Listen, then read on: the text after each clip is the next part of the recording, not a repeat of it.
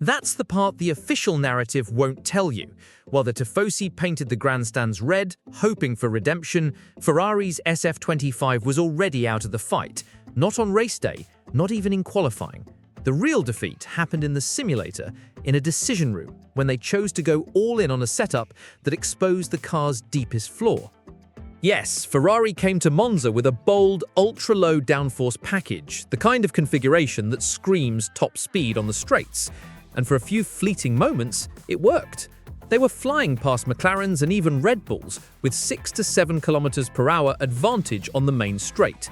But that was the illusion. Because once the corners came, Ascari, Parabolica, the true DNA of Monza, the SF25 was nowhere. Up to 11 km/h slower in high-speed sections. No grip, no stability, no way to fight.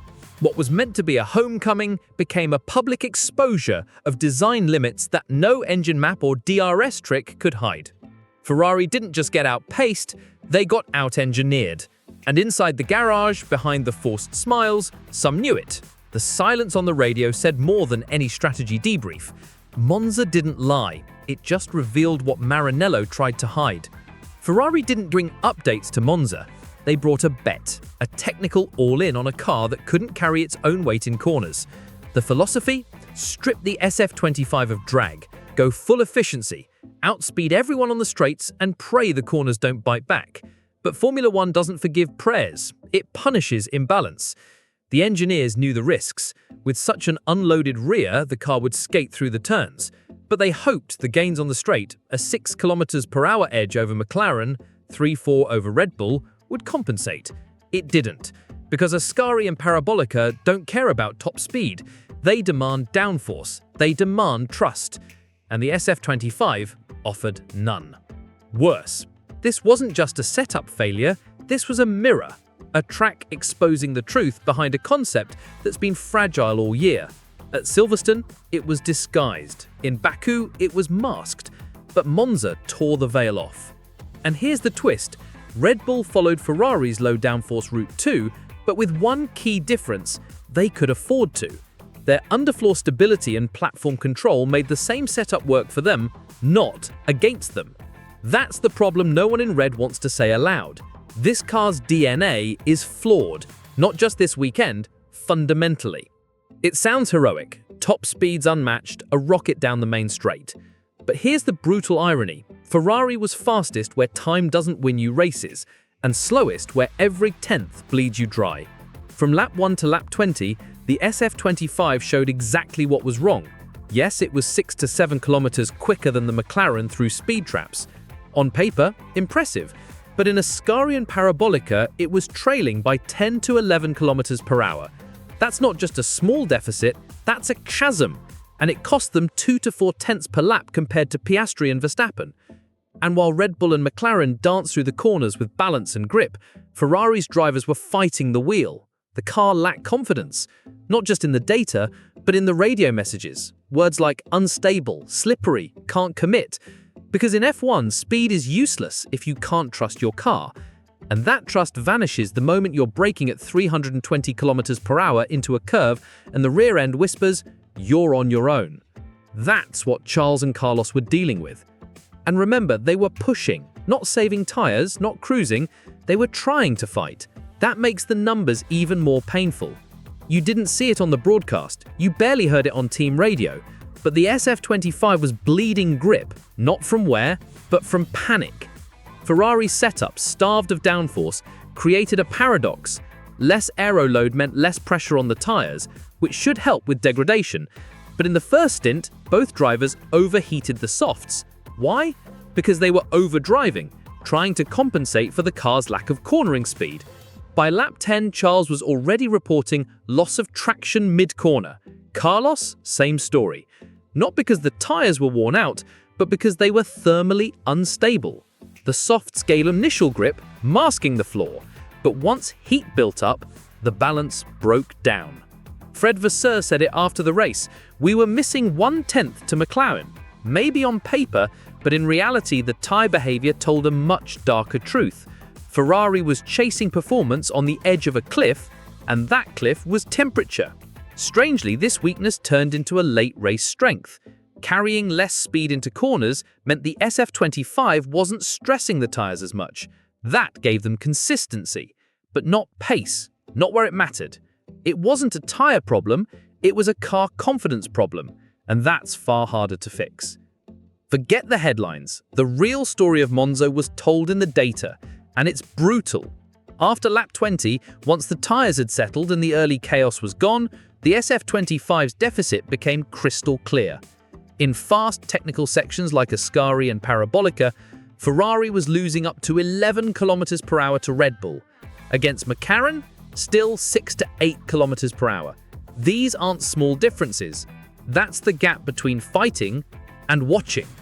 And the strangest part, Ferrari was gaining on the straights, 6 km per hour faster than the McLaren, 3-4 on the Red Bull, but none of it mattered. Because Monza, the so-called Temple of Speed, isn't about top speed. It's about who carries speed through the curve, who brakes later, who trusts the car when the grip is fading.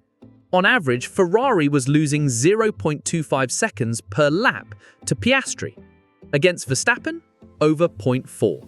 That's before pit stops, before traffic. Just raw, unfiltered pace. And that's the heartbreak. The SF25 wasn't off the pace, it was fundamentally unable to attack where racing happens. You can't DRS your way through a corner, and no amount of engine power can replace aerodynamic grip. Ferrari didn't just get beaten, they got analyzed, sector by sector, and undone. Everyone's blaming downforce, and yes, Ferrari lacks it. But there's another layer, one that engineers whisper about and drivers hint at in code. The car doesn't communicate. You hear it in Charles's voice, "I don't feel the rear," or Carlos mid-corner, "No feedback on entry." These aren't complaints, they're warnings, because in modern F1, the real black magic isn't just aero, it's trust. It's what the steering wheel tells the driver at 300 km per hour. And right now, the SF25 is silent. Sources close to Maranello suggest Ferrari's biggest issue isn't just lack of load, it's how that load is delivered.